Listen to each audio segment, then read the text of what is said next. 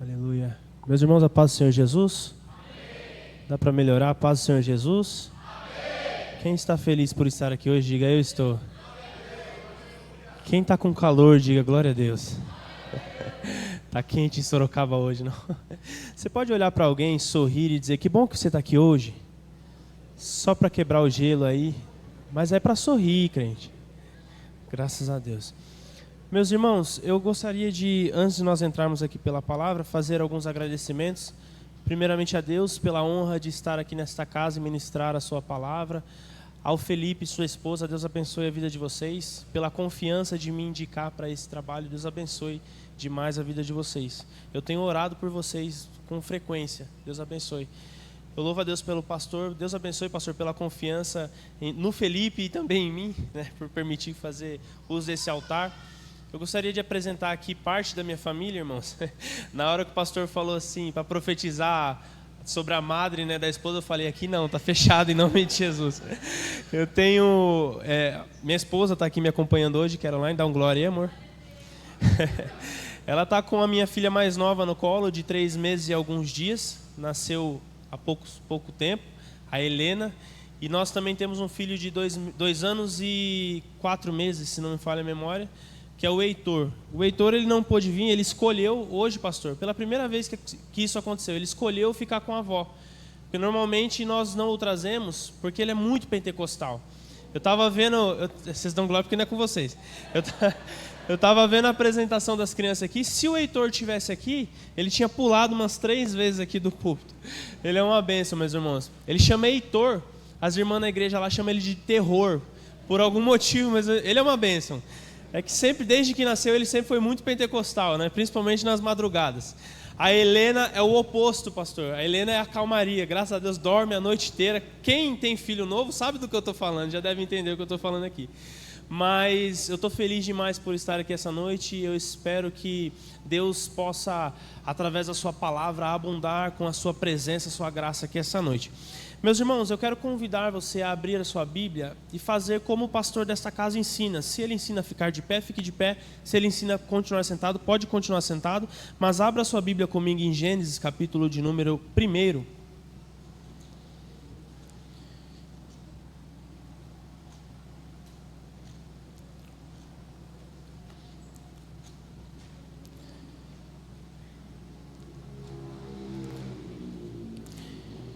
Melhor dizendo, Gênesis capítulo de número 2, apenas o verso de número 20. Pastor, o senhor me permite pedir a ajuda do Felipe aqui? Fê, você me dá aquela força?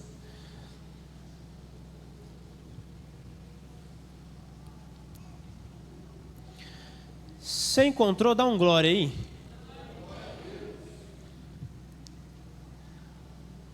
Gênesis capítulo de número... Opa, melhorou agora, hein? Meu Deus. Gênesis capítulo de número 2, verso de número 20. A Bíblia diz assim, eu vou ler uma vez e eu vou pedir para vocês repetirem assim que eu acabar. O texto diz assim, e Adão pôs os nomes a todo o gado e as aves do céu e a todo o animal do campo, mas para Adão não se achava adjutora que estivesse como diante dele. Vocês, 1, 2, 3. É Gênesis capítulo 2, amém? Verso número 20. Vamos repetir então. 1, 2, 3.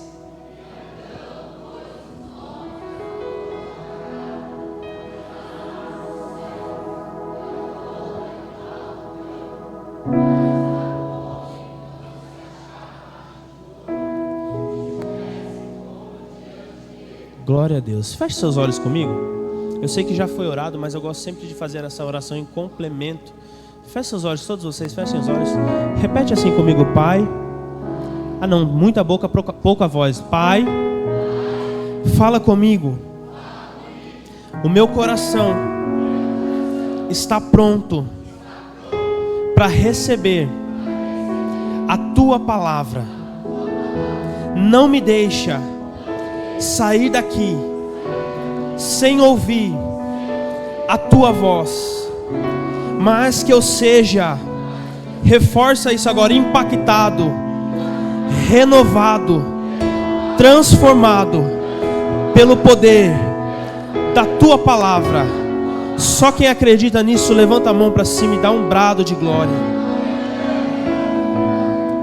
Amados, eu gostaria de fazer uma justificativa. A minha voz é essa aqui mesmo que vocês estão ouvindo, tá? Ela não vai engrossar no decorrer da mensagem. E eu gosto de falar isso porque eu gosto de quebrar as expectativas. Porque a gente, pastor, está acostumado. As igrejas têm se acostumado com aqueles pregadores daquelas vozes. Mas Deus não me abençoou com uma voz dessa. Eu me lembro, pastor, no começo do meu ministério eu gostava de pregar. E aí um amigo meu que também era pregador, e ele era desses que tinha essas vozeronas, ele falou para mim assim, numa conversa, ele falou: Elian, você não serve para ser pregador. E aí eu falei para ele: mas por que eu não sirvo para ser pregador? Ele olhou para mim e disse: porque você não tem voz de pregador. Aquela palavra quase me matou, pastor. Mas também puderam. O homem subia dentro do altar, era assim, a voz dele era mais ou menos: meus irmãos. Aí subia eu depois dele, era: irmãos, Pai Senhor. Então ficou difícil. Aquela palavra me machucou muito. É engraçado como a gente aceita algumas palavras para as nossas vidas, né? Às vezes a gente rejeita o que Deus fala e acredita no que as pessoas falam. Às vezes é mais fácil para nós aceitarmos o que as pessoas falam do que o que Deus direciona sobre as nossas vidas. Parece que o que as pessoas falam tem mais valor para nós do que o que Deus fala. Aquela palavra me desmotivou muito. Quando Deus me puxou de volta, quando eu me consertei, eu falei assim: agora Ele vai ver. Aí eu comecei, era campanha de oração, tarde da bênção. Alguém aqui já foi em assembleia? Assembleia tem muito tarde da bênção, eu ia em todas, irmãos. Campanha de oração, um monte. E eu orava sempre assim: Deus, me dá uma voz de pregador. E como vocês podem ouvir agora, Deus me respondeu. Ele disse: a minha graça te basta. Mas é com essa voz que Ele tem me ensinado a ministrar a sua palavra. Amados, o texto que nós lemos aqui, um texto muito conhecido por todos os irmãos, mas o Espírito Santo, Ele me revelou algumas coisas aqui que eu gostaria de trazer aos irmãos essa noite, de forma que nós possamos juntos meditar nesse texto e chegarmos juntos a um entendimento aqui da palavra do Senhor. Quando nós olhamos para o capítulo 1 de Gênesis e o capítulo 2 de Gênesis, nós podemos perceber algumas diferenças. Se não me falha a memória, o ano era 1227, quando um rapaz chamado Stephen, que também era bispo e também era teólogo, ele entendeu que para facilitar o entendimento da Bíblia, que para facilitar o estudo sistemático das Escrituras, a Bíblia ela deveria ser dividida por capítulos. Então, a partir desse ano vai acontecer, a Bíblia vai sofrer essa divisão por capítulos.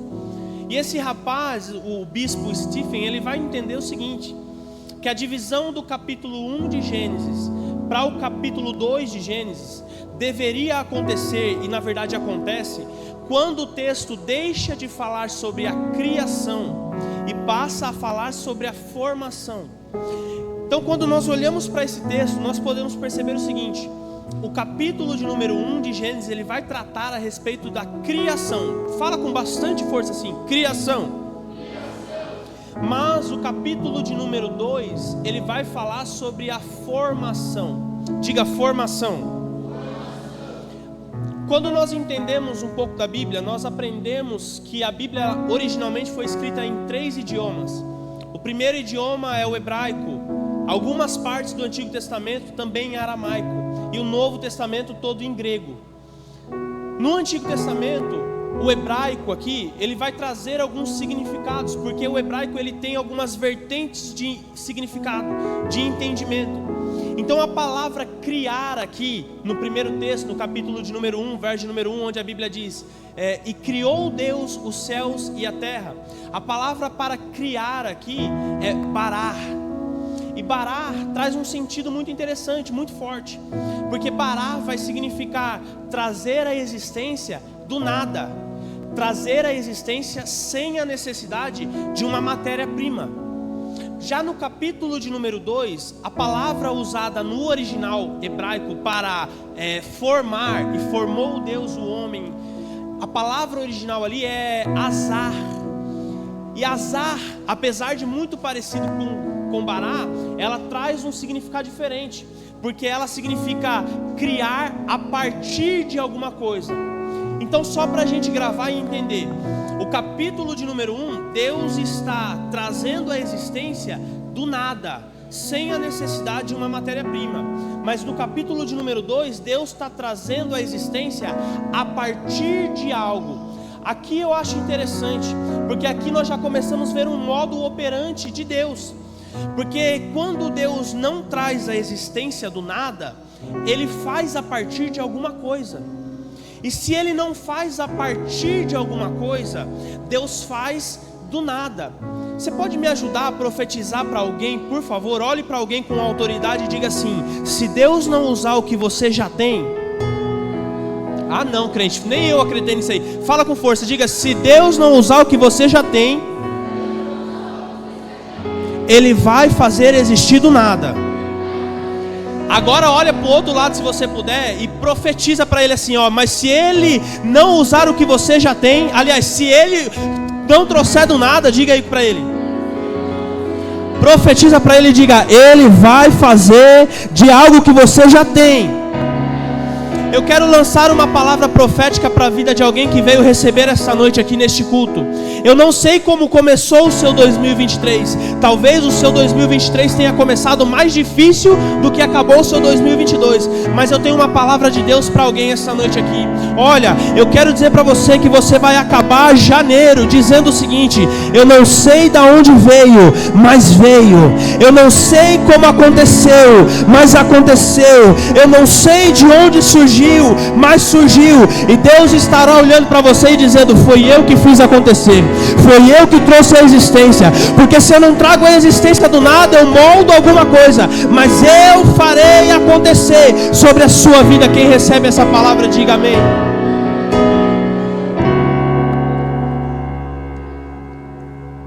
É interessante esse contexto, porque dentro disso aqui, dentro deste contexto que nós estamos pregando aqui, criar é um processo que vai acontecer dentro. Preste bem atenção nisso aqui. Criar não é um processo que vai acontecer fora. O capítulo de número 1 é um processo de criação que está acontecendo dentro, enquanto que o capítulo de número 2 é um processo de formação que está acontecendo fora. Elian, não entendi nada. Explica, vou explicar.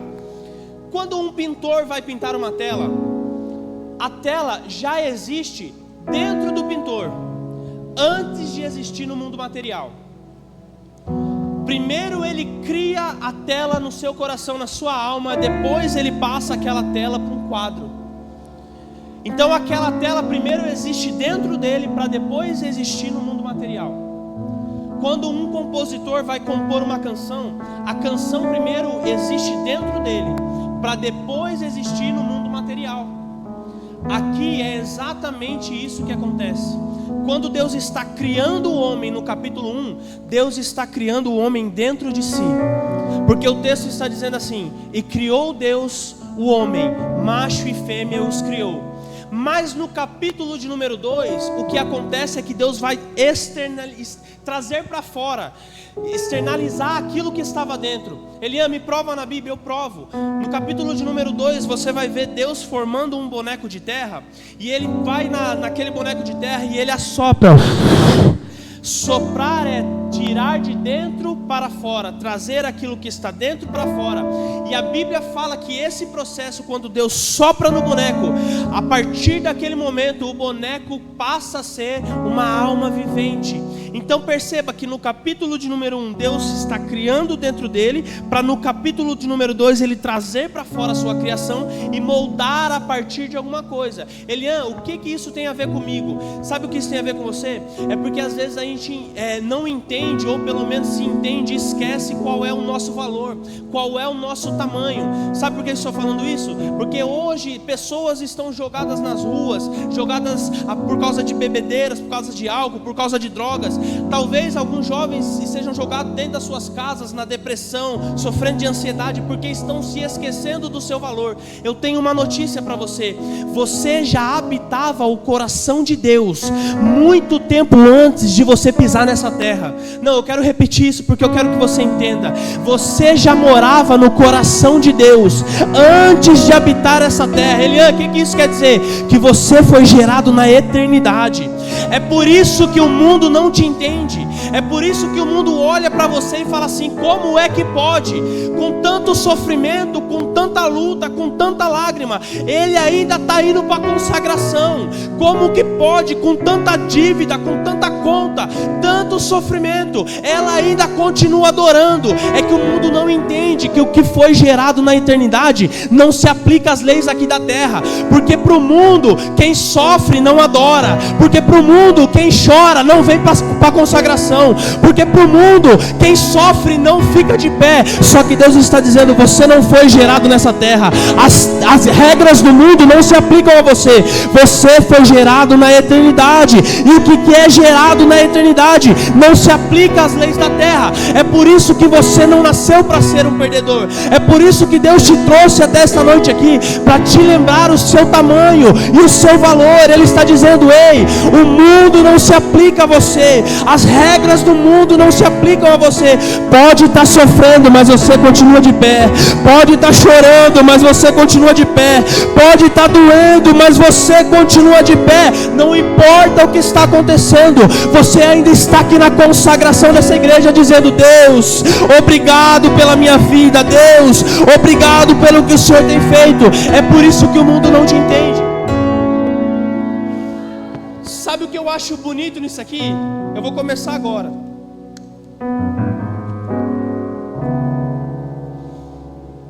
Sabe por que Satanás tem raiva de você? Isso aqui é muito forte. Isso aqui é muito forte. Sabe por que Satanás não gosta de você? A Bíblia fala sobre Satanás. A Bíblia diz que ele foi um anjo de luz.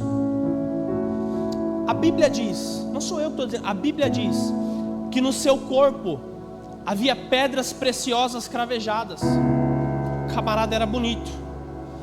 A Bíblia fala que quando ele se movia, música ecoava através dele. A Bíblia diz que no céu, quando se falava de perfeição, era ele que era apontado.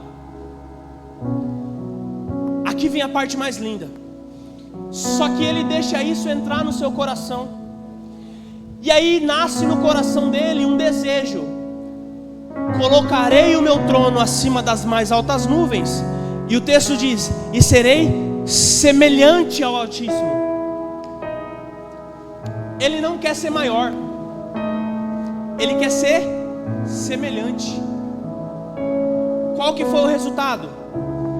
Deus pega ele, a terça parte dos anjos, e lança fora do céu, onde eles nunca mais poderiam pisar, porque ele queria ser semelhante.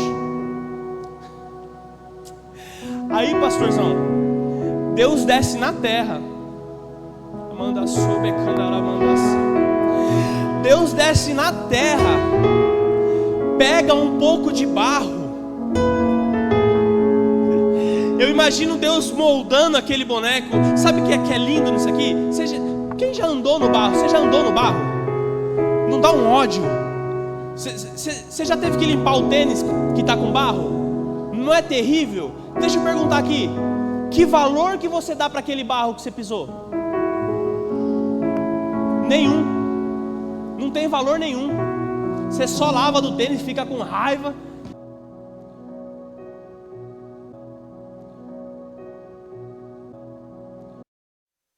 A gente pensa: Deus vai entregar a mulher para o homem. Amém ou não amém? Se Deus só fala, se Deus já viu a necessidade, então Deus vai resolver. Eu não vou entrar nisso aqui não, porque eu não quero tomar muito tempo, mas eu só vou lançar no ar. Só que em vez de Deus dar a solução, Deus dá um trabalho.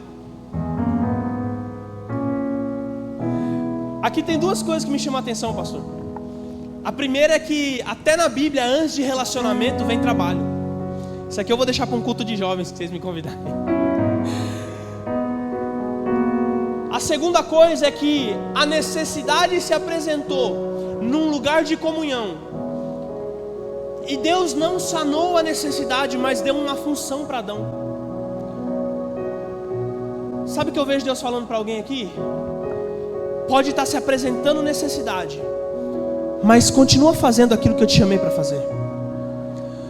Pode ter se apresentado uma crise, e a crise te faz ter vontade de parar. Eu não vou mais dançar não. Eu não vou mais cuidar das crianças não. Eu não vou mais fazer parte do louvor não. Deixa eu falar uma coisa. Deus me trouxe essa noite só para dizer para alguém: continua fazendo aquilo que você foi chamado para fazer. Deus apresenta um trabalho para Adão. E aqui tem algo que eu acho lindo, porque o texto vai apresentar uma passagem de tempo. Adão está trabalhando, dando nome aos bichos, e o tempo está passando. O tempo está passando e Adão está trabalhando.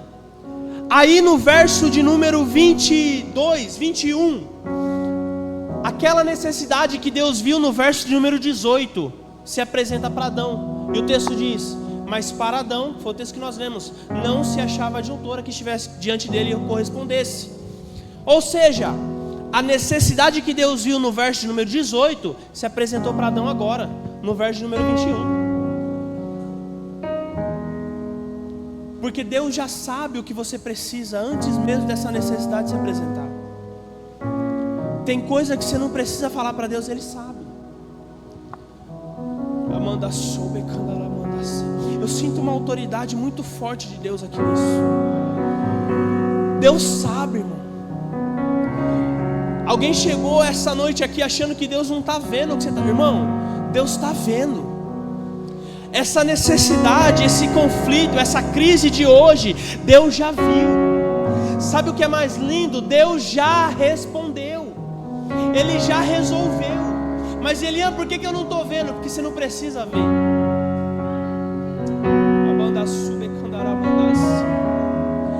Deus está falando para alguém aqui: olha, não é o que você está vendo, é o que eu estou fazendo. Eu não estou preparando algo para te dar, eu estou preparando você para receber. Você só não recebeu ainda porque não está pronto. Quando tiver eu te entrego. Só que se ainda não chegou é porque você ainda não está pronto. Vai chegar porque eu já solucionei. Deus está dizendo para alguém: não precisa mais perder noite de sono. Deus está dizendo para alguém: não precisa mais sair pedindo emprestado.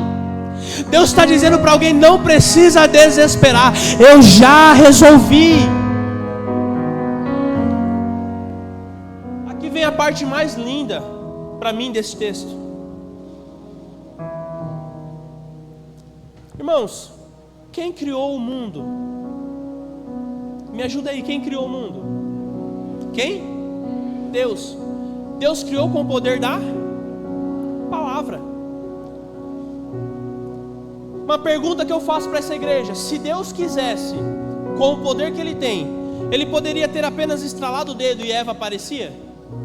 Sim ou não? Mas foi o que Ele fez? Não. Poderia, mas não fez. Aqui eu acho lindo isso aqui. A Bíblia diz que para Deus resolver o problema de Adão, Deus lança sobre Adão um sono profundo.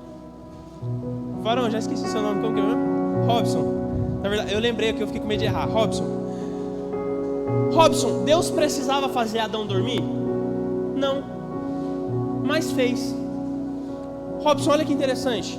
Você trabalha o dia todo, você chega em casa cansado, quase à noite já. Você come alguma coisa, toma um banho. O que você quer fazer? Descansar. Então o que você faz? Você vai dormir. Porque você sabe que quando você acordar, você vai ter descansado. Olha isso aqui. Adão está no lugar de comunhão com Deus. Ele estava no lugar certo. Mas uma crise se apresentou, porque no lugar de comunhão também existe crise. Aí Deus olha para Adão e diz o seguinte: Adão, você está no lugar certo, é o lugar de comunhão, mas faz o seguinte, Adão, você está precisando aprender a descansar. Adão, você está no lugar certo, Adão, mas você precisa aprender a descansar em mim. Vai dormir, Adão, que enquanto você descansa, eu resolvo o seu problema. Deus está dizendo para alguém aqui esta noite: você está precisando aprender a descansar no seu Deus.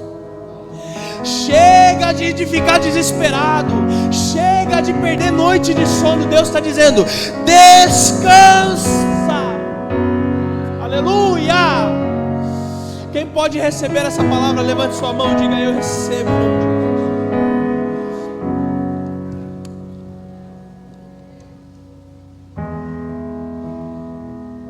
Se eu não me engano, eu tenho 5 minutos. Se eu estou chegando certo ali, está errado? Então, precisa de um relógio. Amados, a Bíblia diz que Deus coloca Adão para dormir um sono profundo. Eu vou falar mais 2 coisas aqui, eu acabo, prometo. Primeira, a ciência vai dizer algo sobre o sono, em específico o sono profundo. Talvez você já saiba disso, mas eu quero lembrar. Nós temos 4 fases de sono: fase 1, 2 e 3, e a última fase, que é o sono REM. A palavra REM é uma sigla para movimento rápido dos olhos em inglês. É que quando você entra no sono profundo, você pode perceber, se você dormir perto de alguém, que os olhos ficam mexendo rapidinho. Esse movimento dos olhos aí quer dizer que você entrou no estágio REM. Essa fase diz o seguinte, que quando isso acontece, é nessa fase que o seu cérebro ele pega todas as informações que você obteve durante o dia, consciente ou inconscientemente, e ele dá uma descarga. Só que nós chamamos essa descarga de sonhos. Olha que interessante. A fase 1, 2 e 3 não são de sono profundo. A fase 1 é um cochilo. A fase 2 e a fase 3 são aquela pré-fase profunda, onde qualquer barulho vai te acordar. Só que a fase 3 é um sono onde quase nada te acorda, um sono profundo, onde o seu corpo vai ser desligado.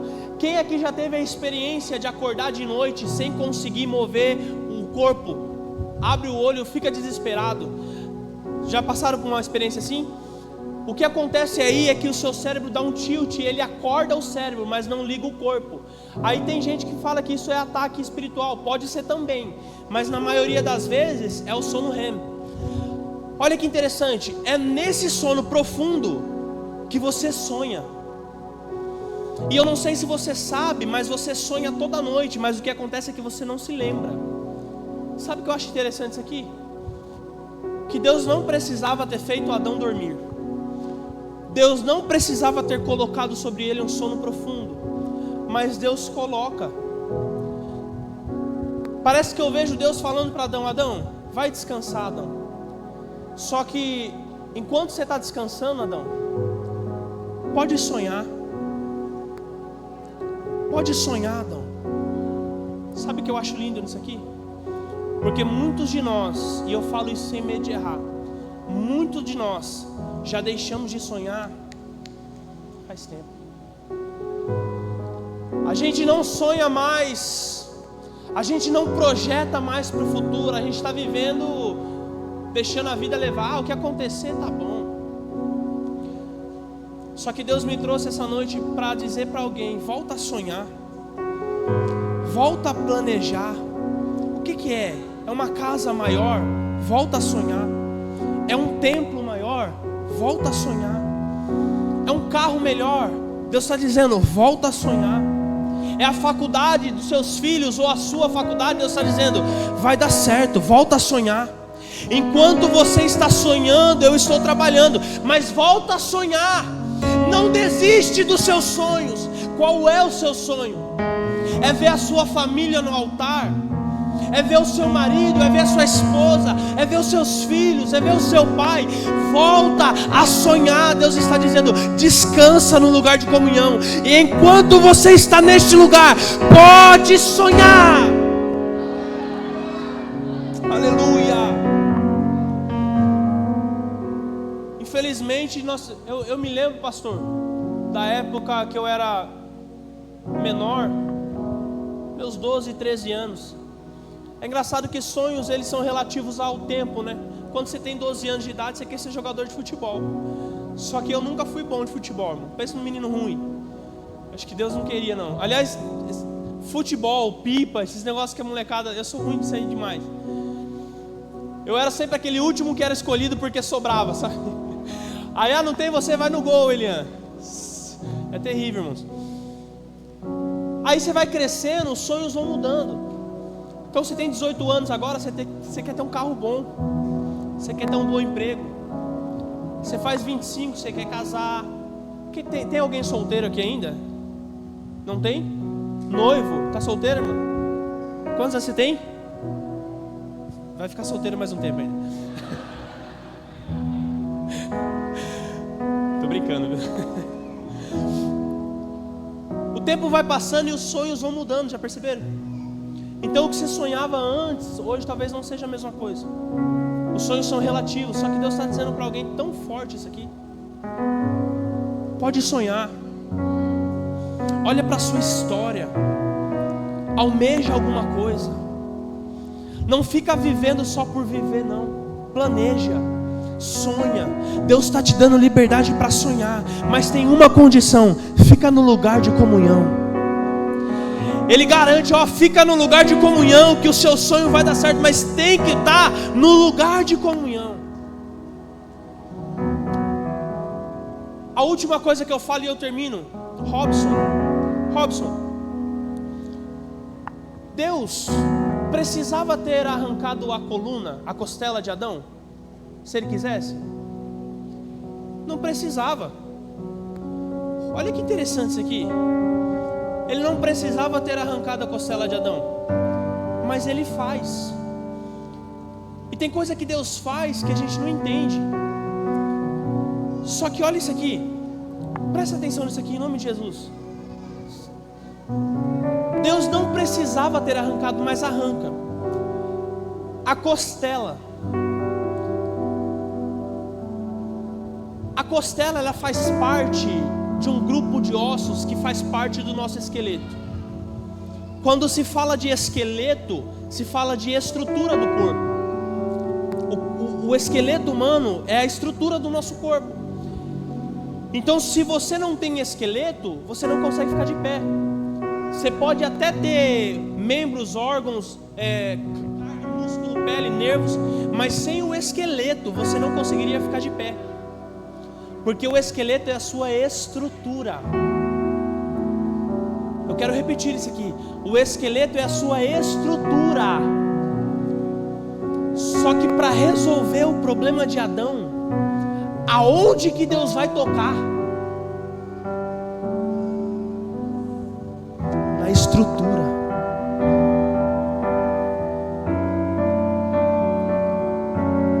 Tá vendo por que tem dor que precisa ser sentida? Tá vendo que tem processo que precisa ser passado? Você está entendendo porque tem relacionamentos que você perdeu, que pessoas que se afastaram de você e você não entendeu por quê? Você está entendendo porque tem muitas coisas que você passa hoje que Deus permite e você não entende? É Deus dizendo: eu estou tocando a sua estrutura. Porque tem coisas que precisam ser sentidas. Tem problemas que você precisa passar, porque vão te amadurecer, vão te fortalecer, vão te estruturar. Mas Elian, não é fácil. Ele nunca disse que seria fácil, mas a promessa é: eu estarei com você todos os dias da minha vida, eu não te deixarei. Só que tem coisa que machuca, né? Tem coisa que causa dor. Tem coisa que causa feridas. Tem noite que você tem que chorar e Deus está dizendo: sou eu tocando a sua estrutura. Sou eu te preparando para que quando chegar, nada mais toma da sua mão aquilo que eu te entregar. Eu encerro agora, pastor. Posso colocar a igreja em pé? Fica de pé em nome de Jesus. Eu vou encerrar agora.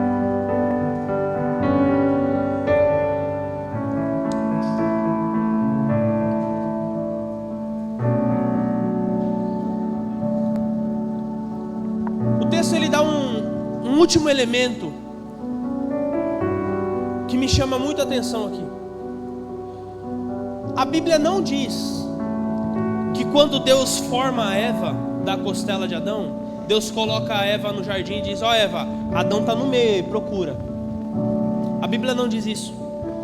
A Bíblia também não diz que Deus coloca a Eva no jardim e fala: Adão, coloquei uma mulher no jardim para vocês, sai procurar ela. A Bíblia não diz isso.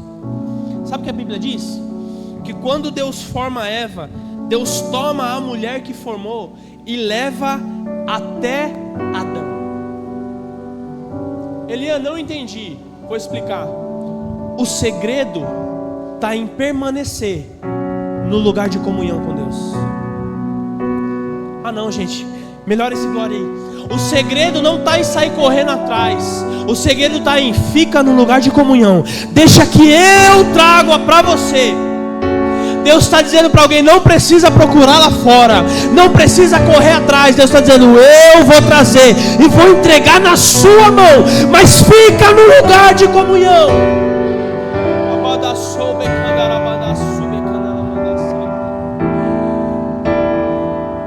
Pastor, eu posso orar pela igreja? Posso orar? Eu quero convidar você a fazer uma oração comigo. Feche seus olhos, coloque a mão sobre o seu coração agora. E você vai começar a contar para Deus quais são as suas expectativas para 2023. Você vai começar a apresentar para Deus quais são os seus projetos para 2023. Ah, Elian, mas é um projeto impossível. Apresenta para Ele agora.